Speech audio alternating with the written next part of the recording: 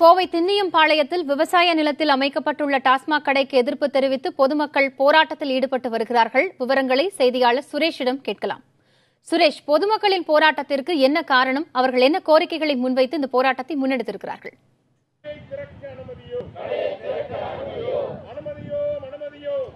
காயத்ரி, தற்பொழுது நாம் இருக்கும் பகுதி சின்னியம்பாளையம் பகுதியில் இருக்கிற இருகூர் சாலையில் இருக்கோம். எனக்கு பின்னாடி நீங்க பார்க்கலாம், அந்த விவசாய தோப்புக்குள்ள இருக்கக்கூடிய அந்த மூடப்பட்ட கடை தான் டாஸ்மாக் கடை. இந்த கடையை திறக்கக்கூடாது என அண்மை காலமாக இப்பகுதியை சேர்ந்த விவசாயிகள், பொதுமக்கள் என பல்வேறு தரப்பினர் எதிர்ப்பு தெரிவித்து வந்த நிலையில் நேற்றைய தினம் மாலை ஒரு 7 மணி அளவில் அந்த கடை திறக்கப்பட்டதாக கூறப்படுகிறது. இதனையடுத்து அதிர்ச்சிக்கு ஆளான இந்த பகுதி மக்கள் இன்று தொடர்ந்து இந்த கடையை திறக்கக்கூடாது என்பதற்காக இப்போது தொடர்ந்து அதுக்கு எதிர்த்தாப்பில் இருக்கக்கூடிய விவசாய நிலத்தில் கருப்பு கொடி கட்டி தொடர்ந்து தர்ணா போராட்டத்தில் ஈடுபட்டு வராங்க. இந்த கடையை உடனடியாக மூட வேண்டும் எனவும் இதனை திறக்க எந்தவித நடவடிக்கை எடுக்கக்கூடாது என்றும் வலியுறுத்தி இந்த போராட்டத்தில் தொடர்ந்து ஈடுபட்டு வராங்க. இங்கே இவங்க சமையல் செய்து மதிய உணவும் சாப்பிட்டு இந்த தர்ணா போராட்டத்தில் ஈடுபட்டு வராங்க. இந்த நிலையில டாஸ்மாக் கடைக்கு பாதுகாப்பு கொடுக்கும் பொருட்டு 50க்கும் மேற்பட்ட போலீசார் இந்த பகுதியில் குவிக்கப்பட்டிருக்காங்க. இப்போ இது குறித்து நம்முடைய இந்த போராட்டத்தில் ஈடுபட்டு இருக்கக்கூடிய போராட்டக்காரர்களிடம் பேசலாம். சார், இப்போ இந்த போராட்டத்தை தொடர்ந்து ஈடுபட்டு வரீங்க, உங்களுடைய கோரிக்கை தான் என்ன? அதாவது சின்னியம்பாளையத்தில் இருந்த இந்த கடையை கோவை மாவட்டத்தில் கொண்டு வந்து கிராமத்துக்குள்ளே கொண்டு வந்திருக்காங்க. இந்த கிராமத்தினுடைய சாலை பார்த்தீங்கன்னா பல பெண்கள் இரவு நேரங்களில் தனியாக வேலையை முடிச்சு நடந்து போயிட்டு இருக்காங்க.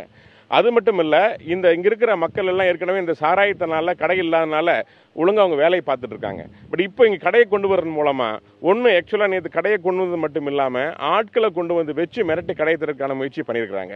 இது 2-3 நாட்களாக இந்த முயற்சி தொடர்ந்து நடைபெற்று இருக்குது. அதனால் இங்கே இந்த பகுதியில் கடைகள் வேண்டாம் அப்படிங்கிறது இந்த பொதுமக்கள், குறிப்பாக இவங்கெல்லாம் கூலி வேலைக்கு போகிறவங்க தொடர்ச்சி இந்த வழியாக தான் தொடர்ந்து போயிட்டு இருக்காங்க. 2 நாளுக்கு முன்பாக இந்த இருட்டு பகுதியில் ஏற்கனவே நகை பறிப்பு திருட்டுகள் எல்லாமே நடந்திருக்குது. அதனால் இங்கே மக்களுடைய எல்லாம் முழுமையான கோரிக்கை, இது அருமையான ஒரு விவசாய பூமியும் கூட. இது ஏற்கனவே நல்ல ஒரு விவசாயம் நடந்துட்டு இருக்க இடம். இங்கே மதுக்கடை வந்துட்டா இந்த வட்டாரத்தில் மதுக்கடை கிடையாது. இந்த பகுதி முழுமையாக இங்கே சமுதாய விரோதிகளோட ஆக்கிரமிப்பு இருக்கும். இங்கே நிம்மதியாக வாழ முடியாது.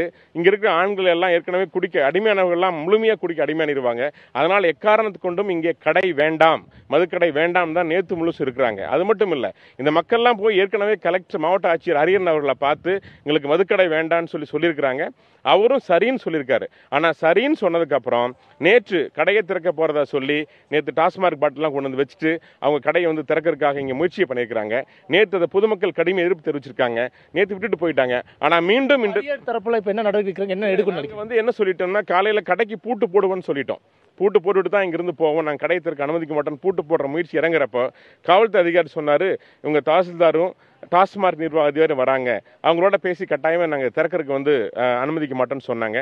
நாங்கள் சொல்லிட்டோம், ஒன்றா எங்களை பூட்டு போட அனுமதிங்க, பூட்டு போட்டு நாங்கள் போயிடுறோம், இல்லை என்றால் நீங்கள் கடையை திறக்க முயற்சி செய்தால் நாங்கள் விட மாட்டோம்னு சொன்னோம். அவங்க சொன்னாங்க, கொஞ்சம் வெயிட் பண்ணுங்க, கட்டாயமாக பேச்சுவார்த்தை சுமூக தீர்வு ஏற்படும் சொன்னாங்க. அதுக்காக இன்னும் காத்துட்டு இருக்கோம். ஆனால் இரவு எவ்வளவு நேரம் ஆனாலும் சரி, நாளை ஆனாலும் சரி, மறுநாள் ஆனாலும் சரி, கடையை திறக்க அனுமதிக்க மாட்டோம். இது எங்கள் வாழ்வாதாரம்.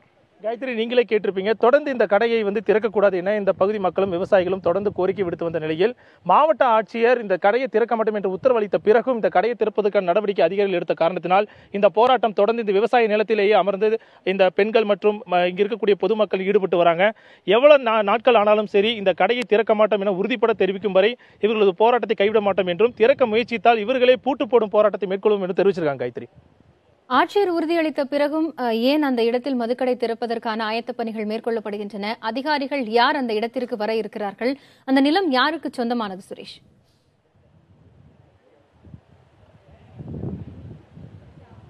இது இந்த ஆக்சுவலாக இந்த மெயின் ரோட்டில் இருக்கும்போது இந்த நிலத்தை அந்த ஓனர் யார் அந்த வாடகைக்கு கொடுத்துருந்தாங்களோ அந்த மெயின் ரோட்டில் அவங்களுடைய விவசாய நிலம் தான் இது.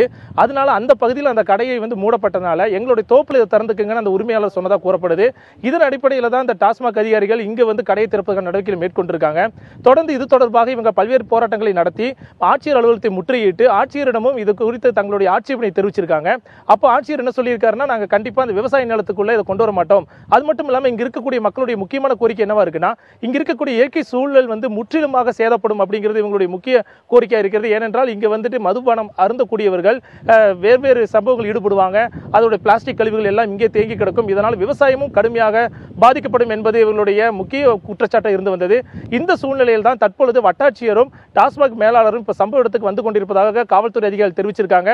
அதன் அடிப்படையில் தொடர்ந்து இவர்கள் இங்கே தர்ணா போராட்டத்தில் ஈடுபட்டு வராங்க. காயத்ரி.